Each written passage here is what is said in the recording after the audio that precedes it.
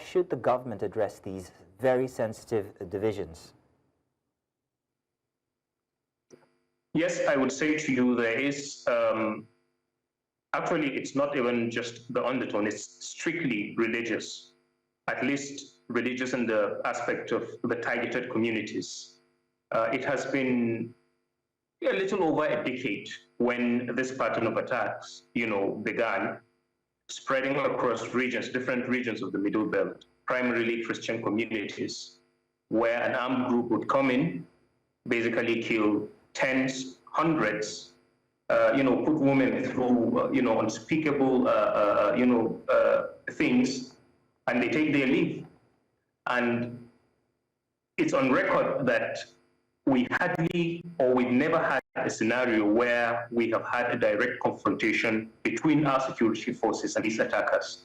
So yes, it is religious with elements of ethnicity, because primarily the perpetrators are made up of basically the Fulani Islamist militia.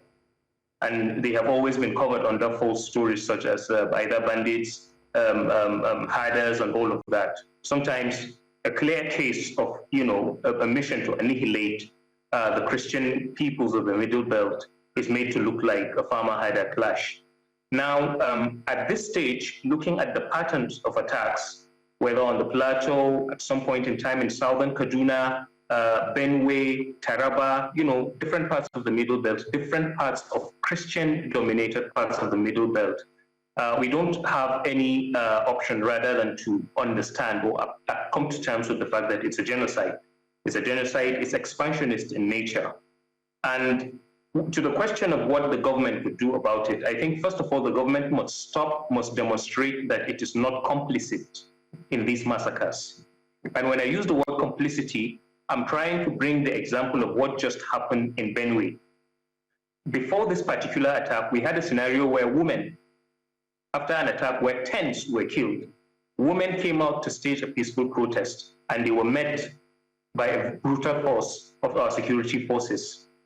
And just a couple of days ago, after the massacre of about 200, with many others that have been burnt to ashes, unrecognized, I'm talking about girls in their early teen age, children of about 6, 10, 11, women, mostly women and children, were wasted. And people just came out to peacefully protest. And the government was able to mobilize and deploy a force to suppress and crush that protest using helicopters, using water cannons, using even fiery shooting at people, using tear gas and all of that. And it leads us to question if the government is this speedy in organizing that kind of force to crush civil, people simply saying we are tired of getting killed, this is a genocide, we are being annihilated, then what stops the government from dealing with these terrorists? So one of the ways is that the government must come out with its hands clean, so that we get to understand that it is not a policy of the ruling party to annihilate the Christian peoples of the Middle Belt. Because at this point, we are less seeing it as a failure of government, we are seeing it as complicity. Because if you can't protect us because you believe you do not have the manpower or the resources to do so, then where do the resources come when we come out to protest and you begin to attack us with tear gas and all of that? About 3 people were fired. Somebody is currently undergoing, treatment because of bullet wounds. Now, Zariyi, if you can hear me, not from the terrorist. I'm hoping you can hear me, yeah, Zariyi. I can hear you. No, thank you very much. Now, these are very serious allegations against the government. I mean, complicity when it comes to religious bias or religious preference, or even complicity in itself. Well, let's go back to the anatomy of these attacks. How easy is it for these herdsmen or gunmen to actually invade these communities, maim and kill, without them being engaged or arrested?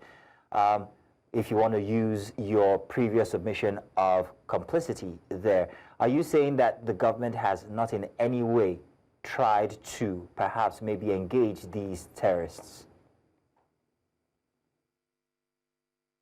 To the best of my knowledge, and as somebody from the Middle Belt, I would say to you, no, we don't know of such things.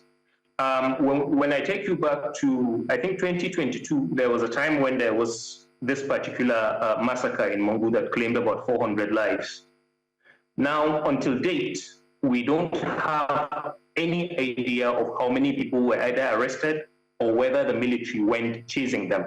On the contrary, I think about 4 vigilantes who dared to stay back and watch over what was left of their community. I think they were carrying 10 guns or so. The military took them out. And unfortunately, we woke up one day and we saw their pictures being displayed as the aggressors, as the terrorists that have been neutralized. And it's quite unfortunate.